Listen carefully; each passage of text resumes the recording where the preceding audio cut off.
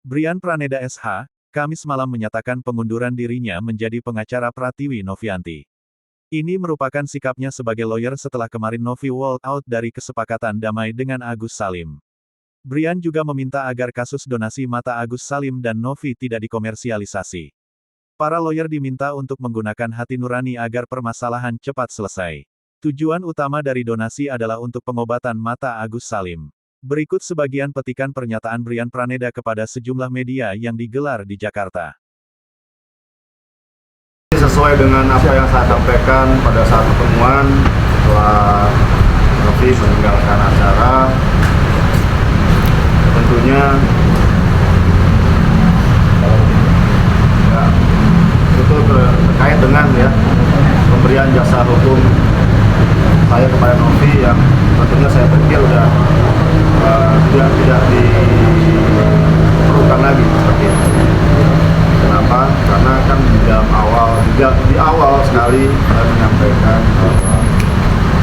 tentunya teman-teman media juga bisa melihat bahwa saya konsisten agar supaya permasalahan hukum terkait dengan dana donasi ini agar supaya dapat diselesaikan, sehingga tujuan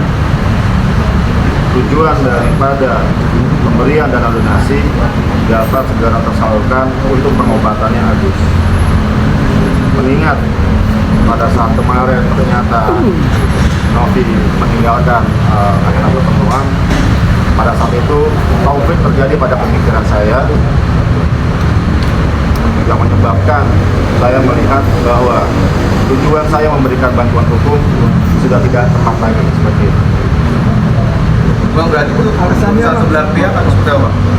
Itu adalah sikap dari saya sendiri selaku advokat. Saya mengambil sikap untuk mengundurkan diri dan tidak menangani kasus ini lagi. Per hari ini tadi kita baru menjalin komunikasi. Setelah saya mengirimkan surat pengunduran diri saya kepada Novi melalui kurir dan juga WhatsApp.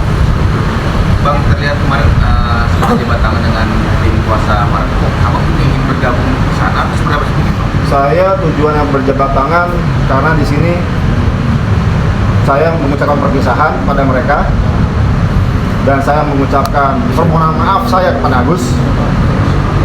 Saya bilang, Agus minta maaf, saya sudah berjuang agar supaya kamu dapat pengobatan, akan tapi saya tidak bisa lakukan itu.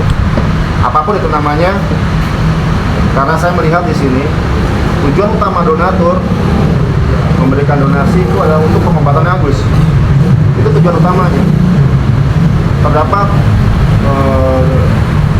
polemik, dinamika, akhirnya ada pendapat-pendapat sehingga akhirnya bergeser tujuan donasi tersebut, yang membuat saya berpikir adalah variabel pertimbangan saya dalam mengambil sikap bahwa setelah melihat polling, mungkin per hari ini donatur yang menyatakan sikapnya itu kurang dari 10%, sehingga tentunya saya meyakini bahwa 90% donatur masih menginginkan donasinya itu untuk Agus, walaupun ada kolom yang menyatakan bahwa donasi Agus hanya berapa juta, 2 juta kalau nggak salah, yang dikembalikan kepada donatur itu sebesar 35 juta, dan yang untuk dipergunakan untuk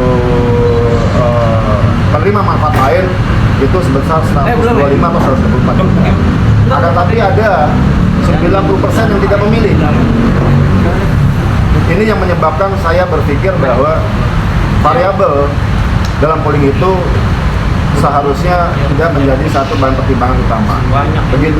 Bang, klausul yang dibuat itu mungkin dari abang sendiri atau dari pihak Novi atau bersama tuh, Bang?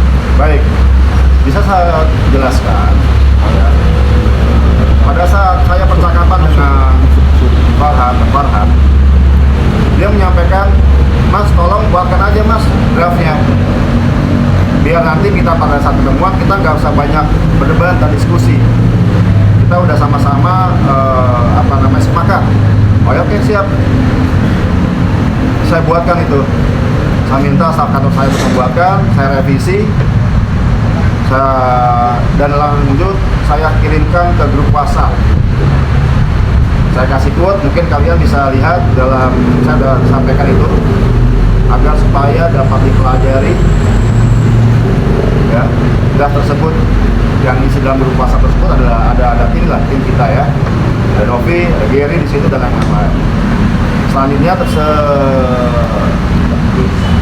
beberapa saat lah ya, ada percakapan di mana terdapat poin-poin yang tidak harus di take down, harus dicopot, dan itu disepakati oleh Novi juga, disampaikan dalam percakapan di grup WhatsApp tersebut. Setelah revisi terakhir, saya konfirmasi lagi, dan akhirnya sudah oke, sudah aman.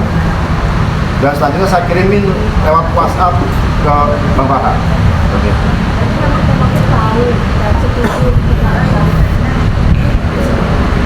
Tentunya itu merupakan ya SOP yang saya lakukan ya sejak saya jadi advokat tahun 2000 sampai dengan saat ini. Tidak ada satupun ya, produk hukum yang keluar dari kantor hukum saya yang saya tandatangani tanpa sepengetahuan dan persetujuan dari klien. Abang bertanya Bang, Kenapa? Pertanyaan kenapa Bapak Nasir